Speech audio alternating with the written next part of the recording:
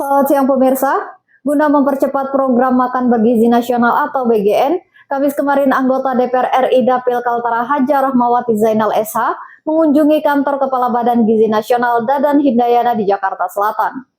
Pertemuan membahas detail soal teknis dan pola aplikasi program Makan Bergizi di wilayah-wilayah perbatasan RI Malaysia yang terpencil, seperti Pulau Sebatik dan Kecamatan Krayan.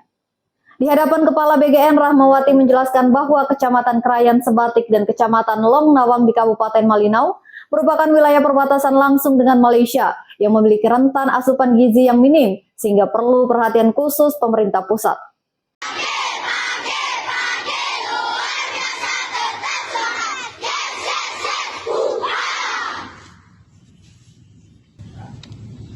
Selamat pagi Bapak Presiden Prabowo Subianto dan Bapak Wakil Presiden Gibran Rakabuming. Nama saya Adel, siswi SDN 001 Krayan Longbawan, Kabupaten Nunukan, Provinsi Kalimantan Utara. Bapak Presiden yang terhormat, kami mohon realisasi program makanan gratis untuk sekolah dasar segera diwujudkan.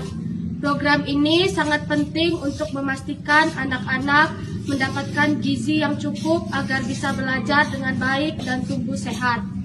Kami berharap kebijakan ini dapat segera diterapkan demi masa depan generasi penerus bangsa. Terima kasih Bapak Presiden Prabowo yang kami cintai. Semangat!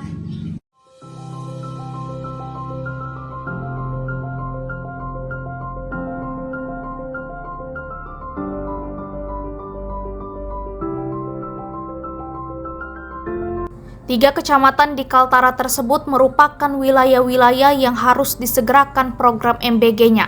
Lantaran menurut Rahmawati, daerah-daerah ini butuh pola tersendiri untuk mengaplikasikan asupan pangan bergizi sebab memiliki medan akses topografi ekstrim dan cukup sulit ditempuh dari wilayah perkotaan. Secara teknis, Rahmawati mengusulkan kepada Dadan Hindayana untuk mengkolaborasikan MBG nasional dengan daerah dengan menggandeng beberapa pihak seperti UMKM, pengelola sekolah, kelompok wanita pengelola kantin, dan organisasi lain yang dapat mengelola bahan pangan menjadi makanan bergizi untuk disalurkan kepada konsumen. Pola ekosistem MBG yang melibatkan organisasi daerah menurut Sri Kandi Kalimantan Utara ini perlu dibentuk agar distribusi makanan sehat lebih mudah diakses oleh para pelajar dengan berkelanjutan.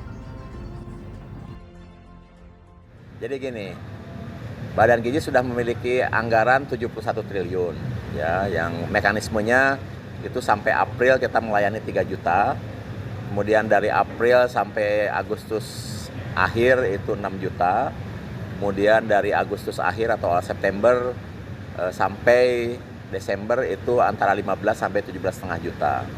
Nah, kemudian karena banyaknya laporan anak-anak yang ingin segera mendapatkan manfaat makan bergizi, maka Bapak Presiden meminta kepada Badan Gizi untuk melakukan percepatan terkait dengan distribusi makan bergizi.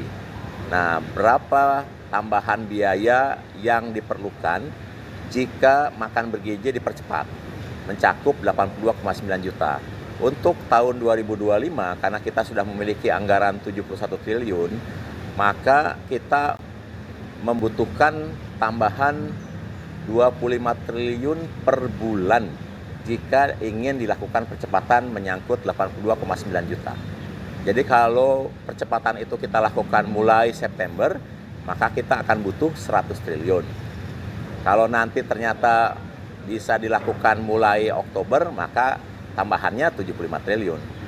Tapi kalau bisa dilakukannya November, ya 50 triliun. Itu pokoknya hitungannya 25 triliun per bulan untuk menjangkau 82,9 juta penerima manfaat pada tahun 2025 karena kita sudah memiliki anggaran 71 triliun.